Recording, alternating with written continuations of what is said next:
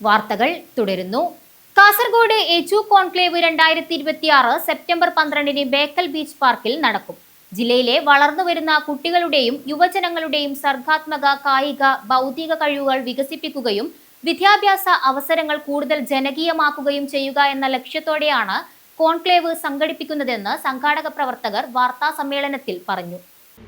കാസർഗോഡിനൊരിടം, വിൻറ്റച്ച് multi speciality hospital എന്നിവർ ചേർന്നാണ് എജു conclave സംഘടിപ്പിക്കുന്നത്. ജില്ലയിലെ വിവിധ സ്കൂളുകളിൽ +1, +2 ക്ലാസുകളിൽ പഠിക്കുന്ന ആദ്യം രജിസ്റ്റർ ചെയ്യുന്ന 150 വിദ്യാർത്ഥികൾക്കാണ് എജു കോൺക്ലേവിൽ പങ്കെടുക്കാൻ സാധിക്കുക. ഓരോ വിദ്യാർത്ഥിയുടെ കൂടെ ഒരു രക്ഷിതാവിനും കോൺക്ലേവിൽ പങ്കെടുക്കാൻ സാധിക്കും.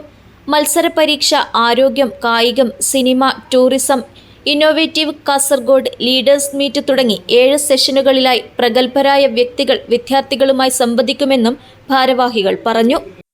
എനിക്ക് ഈ അടുത്തൊരു വളരെ അഭിമാനം തോന്നിയ സംഭവമാണത്. ഞാൻ എൻ്റെ പേഷ്യൻസിന് എനിക്കൊരു 4 വർഷമായി ഞാൻ പ്രാക്ടീസ് ചെയ്യുന്നു. ഒരു സൈക്കോളജിസ്റ്റിന്റെ നമുക്കൊരു നല്ല രീതിയിൽ ഇവർക്ക് സർവീസ് കൊടുക്കാൻ കാസർഗോഡ് അവൈലബിൾ അല്ല ഓഫ്ലൈൻ. ഈ അടുത്തൊരു പേഷ്യന്റ് വരുന്നു, ടിക്സ്, അതായത് ഇങ്ങനെ ഒരു ടിക്സ് ആയിട്ട്. അപ്പൊ അദ്ദേഹത്തിന് ഒരു കോഗ്നിറ്റീവ് ബിഹേവിയറൽ തെറാപ്പി എന്ന് പറയുന്ന ഒരു ട്രീറ്റ്മെന്റ് ചെയ്യുന്നു. ഞാനിതിന് അവരെ സജസ്റ്റ് ചെയ്തത് ഒപ്പമാണ്. കാസർഗോഡിന്റെ തന്നെ ബ്രെയിൻ ചൈൽഡ് ആണത്.